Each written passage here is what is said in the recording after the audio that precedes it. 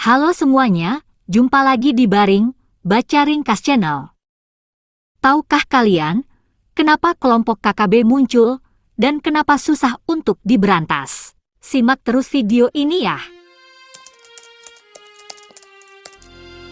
Kelompok kriminal bersenjata, KKB, di Papua tak henti-hentinya menebar teror, membakar rumah, sekolahan, dan membunuh adalah sederet perbuatan kelompok yang dahulu bernama OPM itu.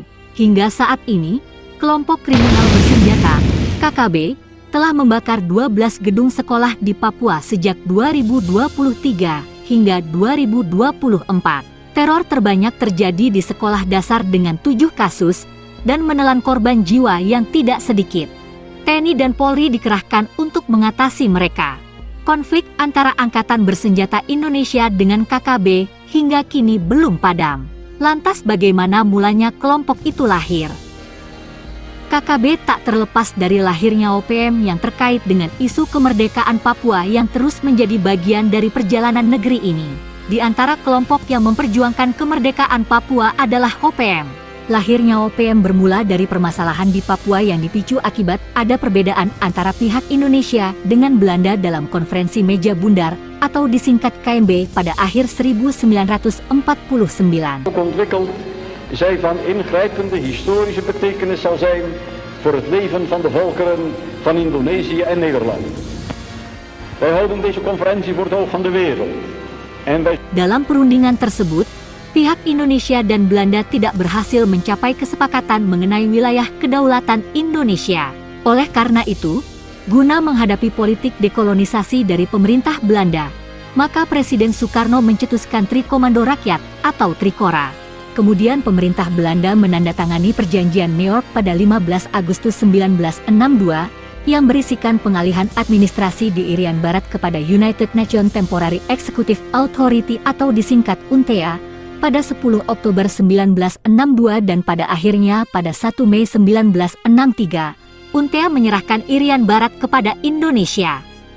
Terhadap hal tersebut, Indonesia wajib melaksanakan penentuan pendapat rakyat atau PEPRA yang pada akhirnya dengan hasil yang diterima oleh Majelis Umum PBB melalui resolusi nomor 2504 pada 19 November 1969. Dengan demikian, dalam perspektif hukum internasional, sejak saat itu Irian Jaya resmi menjadi wilayah Indonesia. Namun, Taufik Tuhana dalam bukunya berjudul Mengapa Papua Bergejolak, menyatakan kader-kader nasionalis Papua yang dahulu membutuhkan pemerintah Belanda, berusaha membujuk organisasi atau perkumpulan putra-putri Irian Barat untuk menghimpun kekuatan dalam bentuk gerakan bawah tanah. Tujuannya memperjuangkan Papua atau Irian Jaya terlepas dari pemerintahan Belanda dan pemerintahan Indonesia. Hal tersebut tercermin dalam pemberontakan Organisasi Papua Merdeka atau OPM yang dimulai pada 26 Juli 1965 yang dipimpin oleh Sersan Mayor Permanes Ferry Awong, yang dulunya adalah mantan anggota Batalion Sukarelawan Papua atau Papua Vrijwilligers Korps PVK ciptaan Belanda. Sejak awal berdiri, OPM sering melakukan tindakan militan yang dilakukan sebagai bagian dari upaya pemberontakan yang bertujuan ingin memisahkan diri dari NKRI. Upaya itu menimbulkan banyak korban jiwa, baik dari penduduk sipil maupun militer. Bahkan, OPM berusaha mempropaganda masyarakat internasional agar mendukung gerakan Free West Papua dengan berbagai cara. Seperti salah satu perwakilan OPM yakni Benny Wenda yang selalu menyuarakan isu pelanggaran HAM di tanah Papua. Apabila pemberontak tidak segera dipadamkan dan mereka menduduki dan menguasai wilayah yang cukup luas dan mempunyai pemerintahan sendiri, maka dalam literatur hukum internasional pemberontak tersebut bisa diakui sebagai belligerent. Menurut Jawahir Tontowi 2006, 125, belligerent adalah kelompok atau kaum pemberontak yang sudah mencapai tingkatan yang lebih kuat dan mapan, baik secara politik, organisasi dan militer, sehingga tampak sebagai satu kesatuan politik yang mandiri. Kemandirian kelompok semacam ini tidak hanya di dalam tetapi juga di luar. Maksudnya adalah dalam batas-batas tertentu dia sudah mampu menampakkan diri pada tingkat internasional atas keberadaannya sendiri. Sumber lain menyebut, sejarah OPM dapat ditelisik mulai 1961 di mana Belanda sedang mempersiapkan dekolonialisasi Papua. Pada April 1961 dibentuk New Guinea Council untuk mempersiapkannya. Dewan ini kemudian menjadi katalis bagi meningkatnya kesadaran politik masyarakat Papua. Dewan itu kemudian memutuskan menggunakan nama Papua Barat untuk wilayah negara mereka nanti. Disepakati pula desain bendera mereka, yaitu bendera bintang kejora yang dikenal hingga saat ini. Pada 1 Desember 1961, New Guinea Council bersama Belanda secara resmi mengumumkan simbol nasional mereka. Hal ini menegaskan kedaulatan mereka sebagai sebuah bangsa. Indonesia yang merasa memiliki hak atas seluruh wilayah eks-jajahan Belanda di Hindia kemudian bereaksi. Hal itu mendorong terjadinya infiltrasi militer Indonesia ke Papua. Tekanan dari Amerika dan aktivitas militer Indonesia itu mendorong terjadinya New York Agreement pada 1962. Perjanjian itu membuat otoritas di New Guinea Barat dipindahkan kepada United Nations Temporary Executive Authority atau disingkat UNTEA. Para nasionalis Papua Barat sangat kecewa dan merasa dikhianati oleh New York Agreement karena tak dilibatkan. Setelah otoritas dilimpahkan dari UNTEA kepada Indonesia pada 1963, Indonesia berusaha mengintegrasikan Papua secara keseluruhan ke dalam negara melalui Dekrit Presiden nomor 8 dan 11/1963. Kebijakan itu membuat hak-hak dan aktivitas politik masyarakat Papua berada dalam kontrol penuh Indonesia. Pengaturan politik disertai dengan aktivitas militer ketat. Hal ini menimbulkan perlawanan dari masyarakat Papua kepada otoritas Indonesia di Manokwari dan kota-kota lain. Gerakan resistensi inilah yang menjadi cikal bakal OPM. Menurut R.G. Jopari, ada dua faksi utama dari OPM. Faksi pertama lahir di Jayapura pada 1963 dipimpin oleh Asar Demotekai.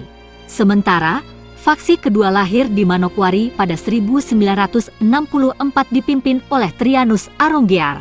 Sebenarnya, OPM dapat dianggap sebagai istilah payung untuk menyebut gerakan pro-kemerdekaan Papua. Sejak kemunculannya, OPM menjadi kelompok yang terus menentang otoritas Indonesia.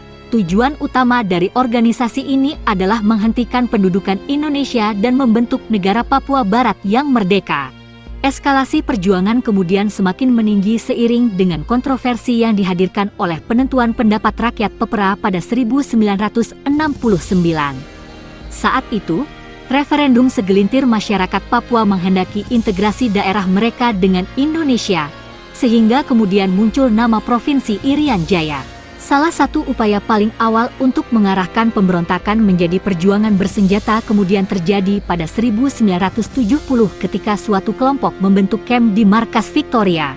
Langkah paling fenomenal dari kelompok Markas Victoria ini adalah ketika OPM mendeklarasikan kemerdekaan Republik Papua Barat pada 1971.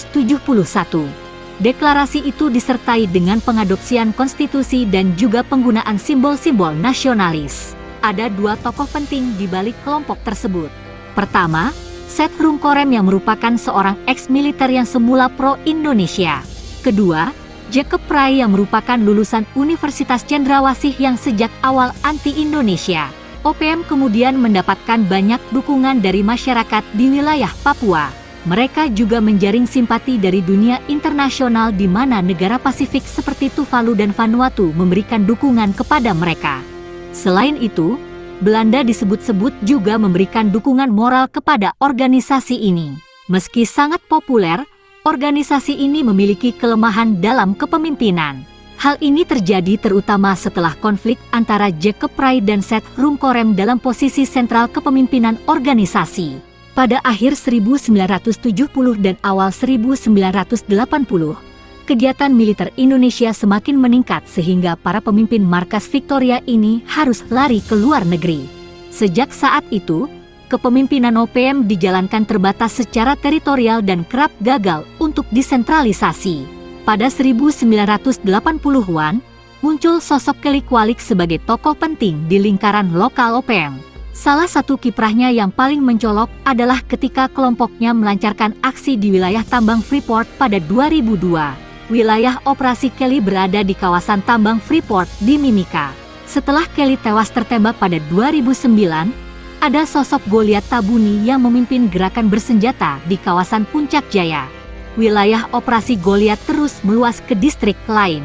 Pengaruhnya yang semakin menguat membuatnya didaulat sebagai panglima tertinggi OPM pada 2012. Pengaruh Goliat yang semakin kuat membuatnya jadi tujuan otoritas Indonesia untuk berdialog, bahkan hingga era Presiden Jokowi. Pada era Jokowi, kiprah gerakan bersenjata OPM belum juga surut. Kelompok ini disebut-sebut berada di balik penyerangan kepada pekerja konstruksi Jalan Trans Papua di Enduga. Hingga saat ini, beragam cara masih belum bisa sepenuhnya meredakan aktivitas bersenjata dari OPM.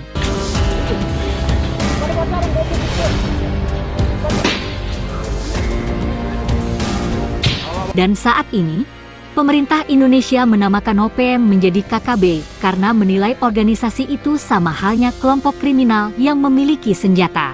Begitulah sejarah OPM di tanah Papua yang perlu diketahui masyarakat.